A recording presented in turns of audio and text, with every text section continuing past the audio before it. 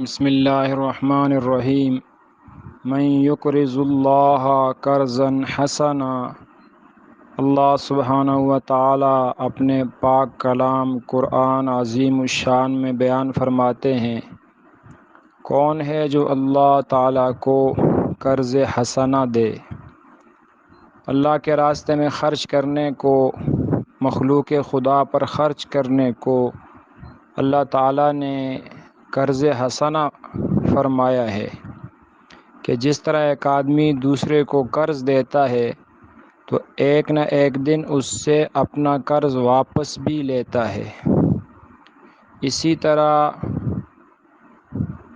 جو آدمی اللہ کے راستے میں خرچ کرتا ہے گویا اللہ کو قرض دیتا ہے تو اللہ تعالیٰ وہ دیا ہوا قرض اس کو واپس کرتے ہیں۔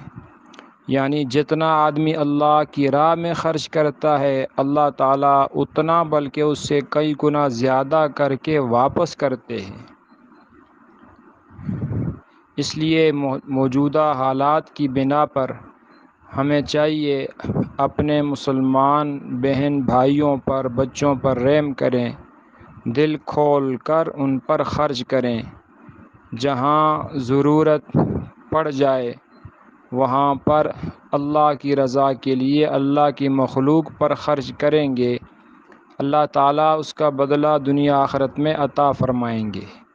حضرت علی رضی اللہ تعالی عنہ ایک مرتبہ گھر میں تشریف فرما تھے، ایک سائل آیا، گھر میں صرف 6 درہم تھے، تو حضرت فاطمہ رضی اللہ عنہ کو فرمایا کہ یہ درہم اس سائل کو، فقیر کو دے دو۔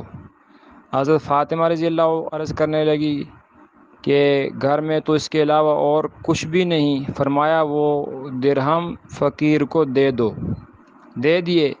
حضرت علی رضی اللہ باہر نکلے اور راستے میں جا رہے تھے، ایک شخص اونٹ فروخت کر رہا تھا، پوچھا کتنے کا بیچتے ہو؟ اس نے کہا 140 درہم کا۔ تو ادھار اس سے خرید لیا، کہا آپ کو تھوڑے ٹائم کے بعد میں پیسے ادا کرتا ہوں۔ آگے چلے گئے اور ایک آدمی خریدنے والا مل گیا، اس کو کہا میں آپ کو 200 کا بیچوں گا، تو 200 درہم کا اس پر نقد فروخت کر لیا، 140 پہلے کو واپس کر لیا، 60 درہم بچ گئے۔